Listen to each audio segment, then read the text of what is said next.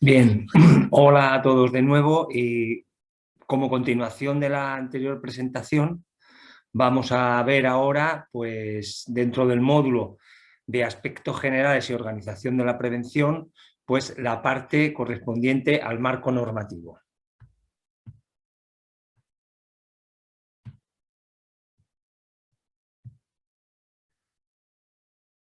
En esta parte, como veis, pues vamos a ver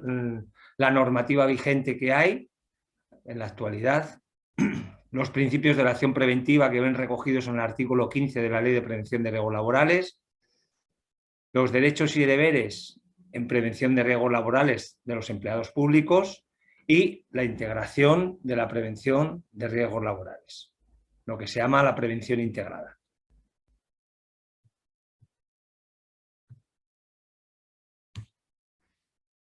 La normativa vigente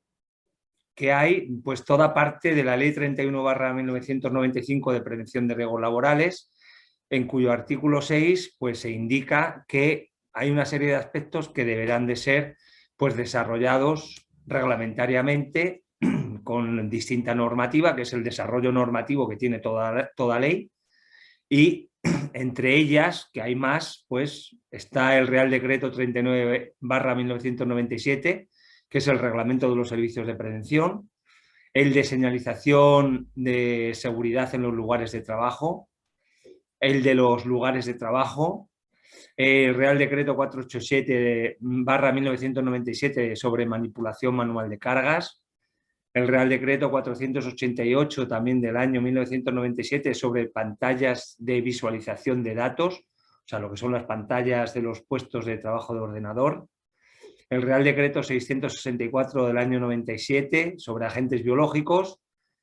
el 665 del año 97 sobre agentes cancerígenos y el Real Decreto 1215 también de ese mismo año sobre equipos de trabajo. Como veis, en el año 1997 pues en realidad salió bastante normativa de desarrollo de la Ley de Prevención de Riesgos Laborales.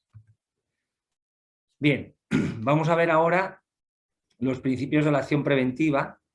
que vienen recogidos, como he dicho anteriormente, en el artículo 15 de la Ley 31/1995 de prevención de riesgos laborales. Uno de los principios fundamentales es tener siempre presente la prevención de riesgos laborales ya en el momento de diseñar cómo va a ser la empresa, las operaciones, los procesos, los procedimientos de trabajo, a la hora también de seleccionar los equipos de trabajo y los productos químicos que vamos a utilizar. Debemos de evitar los riesgos, evaluar aquellos que no hayan podido evitarse, combatir los riesgos en el origen, o sea, lo que es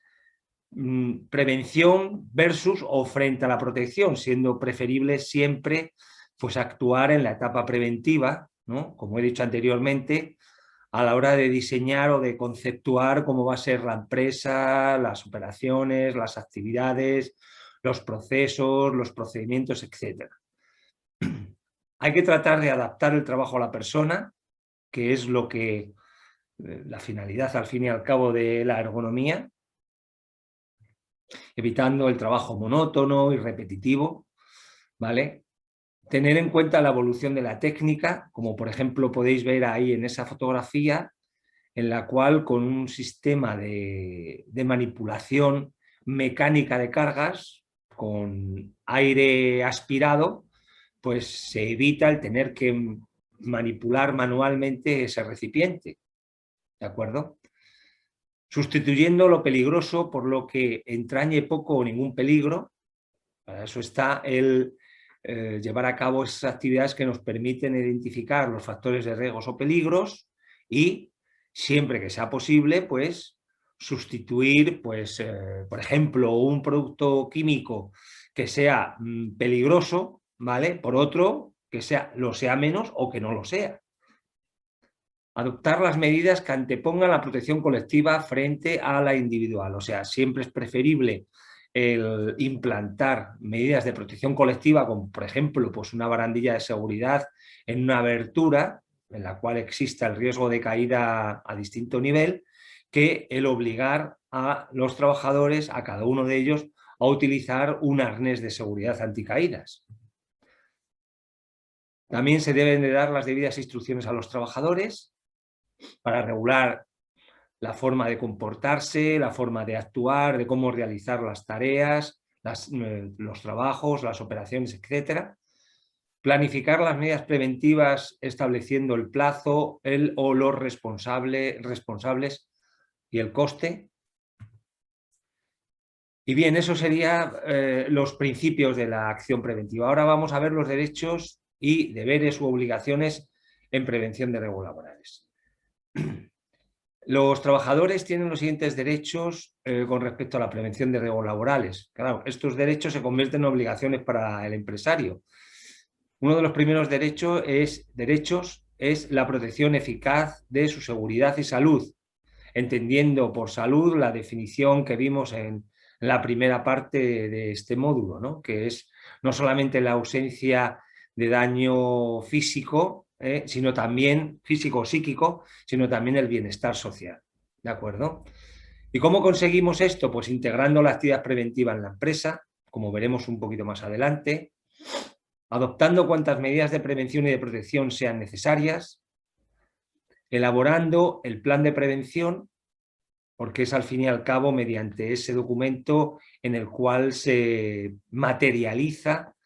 la forma en la cual en la empresa se tiene que integrar la prevención, llevar a cabo la evaluación de riesgos de los puestos de trabajo y también las medidas de emergencia para cada centro de trabajo. Efectuando la vigilancia de la salud de los trabajadores, así como también realizando el seguimiento y la verificación de la eficacia de las medidas adoptadas. O sea, comprobando si se han llevado a cabo las medidas de prevención y protección propuestas y asimismo si en realidad pues han corregido la situación, si realmente esas medidas de prevención y protección han sido eficaces. Porque en caso contrario pues habrá que adaptar pues otras alternativas, otras medidas de prevención y protección alternativas.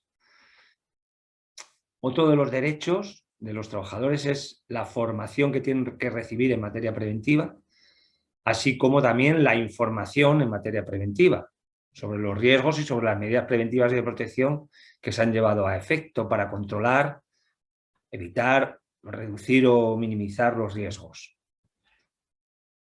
También tienen derecho los trabajadores a que se les consulte y que se les permita participar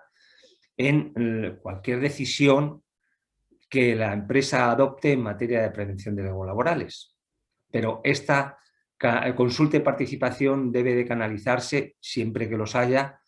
a través de los representantes de los trabajadores en materia de prevención de riesgos laborales, que son los delegados de prevención. También tienen derecho a paralizar la actividad en caso de riesgo grave e inminente. Y también otro de los derechos es que todo lo que hay que hacer en relación a la prevención de riesgos laborales no supondrá ningún coste para el trabajador. ¿Cuáles son los deberes u obligaciones de los trabajadores? Pues usar adecuadamente los equipos de trabajo y sustancias peligrosas, así como los medios y equipos de protección que el empresario les haya proporcionado. No poner fuera de funcionamiento y utilizar correctamente los dispositivos de seguridad. O sea, no anulándolos. Informar de inmediato a su superior jerárquico directo y a los trabajadores designados para realizar las actividades de protección y de prevención, o en su caso al servicio de prevención, pues de cualquier situación que pueda suponer, según su criterio, pues un riesgo para la seguridad y salud de los trabajadores. Contribuir al cumplimiento de las obligaciones establecidas por la autoridad competente con el fin de proteger la seguridad y salud de los trabajadores en el trabajo, cooperar con la Diputación para que ésta pueda garantizar unas condiciones de trabajo que sean seguras y no entrañen riesgos para la seguridad y salud de los trabajadores. Pues bien, hasta ahí hemos visto lo que son los derechos y deberes u obligaciones de los trabajadores. Como dije anteriormente, veríamos lo que significaba el integrar la prevención, lo que se llama prevención integrada, ¿vale? Y que es justamente que el sistema de gestión de la prevención de riesgos laborales que tiene la Diputación debe integrarse en el sistema general de gestión de este organismo, tanto en el conjunto de sus actividades como en todos los niveles jerárquicos de esta, a través de la implantación y aplicación de un plan de prevención de riesgos laborales. El integrar la prevención significa, o también se entiende, que la prevención es intrínseca e inherente al trabajo. Es decir, que no se trata de trabajar con seguridad, sino que el trabajo en sí sea seguro o un trabajo bien hecho. Y que la responsabilidad en prevención de riesgos laborales está en relación directa con la autoridad asignada a cada puesto de trabajo. Si un trabajador tiene a su cargo pues, a otros trabajadores, tiene una responsabilidad frente a su seguridad y su salud. Y esta responsabilidad es proporcional pues, a la autoridad asignada que tiene con respecto a los trabajadores que tiene a su cargo. Bien, vamos a ver ahora ya otra parte de este primer módulo, que es la documentación en materia de prevención de riesgos laborales. La Diputación, como cualquier otra empresa, debe elaborar y conservar a disposición de la autoridad laboral, también de los trabajadores designados y de los delegados de prevención, los siguientes documentos relativos a las actividades preventivas que hay que realizar pues, para proteger la seguridad y salud de los trabajadores. El plan de prevención de riesgos laborales, que hemos hablado hace un momento de él, los procedimientos y protocolos que forman parte de este plan de prevención de riesgos laborales, la evaluación de riesgos y las medidas de emergencia. El plan de prevención, que por otro lado es un documento que está disponible en la intranet y en la página web de la Diputación, es en el que se establece la integración de la prevención del sistema general de gestión de la empresa, determinando la política, objetivos y metas en materia preventiva, los recursos humanos, técnicos, materiales y económicos de los que tiene que disponer para conseguirlo, para cumplir con esa política o esos objetivos y metas, y también la organización de la prevención en la empresa, indicando la modalidad preventiva elegida y los órganos de representación existentes. En ese documento también se tiene que plasmar la estructura organizativa de la empresa, así como también las funciones y responsabilidades que asume cada uno de los niveles jerárquicos y también los respectivos cauces de comunicación entre ellos en relación con la prevención de riesgos laborales. Esto va pues, en la línea de que uno es responsable de los trabajadores que tiene a su cargo porque tiene autoridad sobre ellos, en cuyo caso pues, se tienen que determinar en este plan de prevención las funciones y responsabilidades que cada uno asume, ¿vale?, en función del cargo que tenga con respecto a la prevención de riesgos laborales. También en este documento se tiene que recoger la organización de la producción en cuanto a la identificación de los distintos procesos técnicos y las prácticas y los procedimientos organizativos existentes en la empresa, también en relación con la prevención de riesgos laborales. Como he dicho antes, los procedimientos y protocolos pues, van ligados al plan de prevención y al fin y al cabo en estos procedimientos y protocolos se define quién o quiénes, cuándo y cómo se tendrán que efectuar las actividades preventivas para proteger eficazmente la seguridad y salud de los trabajadores, así como su implantación y, por lo tanto, su seguimiento y control. Actualmente, pues hay 21 procedimientos de gestión que junto con el plan de prevención están disponibles en la página web y en la intranet de la Diputación. Aquí los vemos, cuáles son. Por ejemplo, el de elaboración, revisión y aprobación de procedimientos, la comunicación o solicitudes al servicio de prevención, documentación de gestión de la prevención, evaluación de riesgos, planificación de la actividad preventiva, medidas de emergencia, primeros auxilios, actuación, comunicación e investigación de accidentes, actuación, comunicación e investigación de enfermedades profesionales,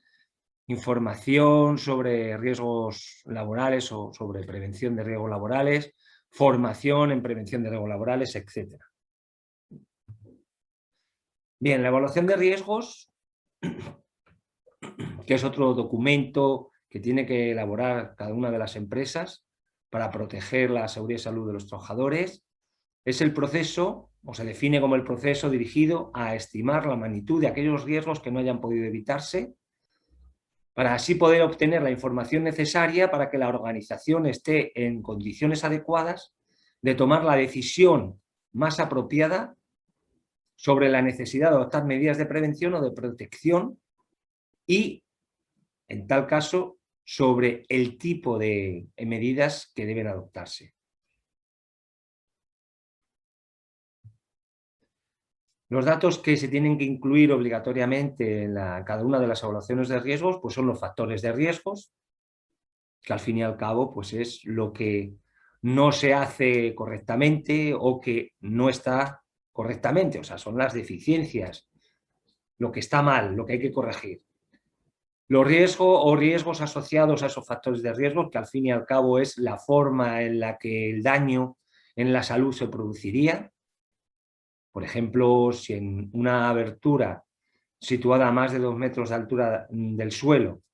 pues se carece de barandilla de seguridad y los trabajadores tampoco están utilizando el arnés de seguridad anticaídas, ¿vale? Pues entonces eso sería el factor de riesgo y el riesgo asociado pues sería el de caída de personas a distinto nivel.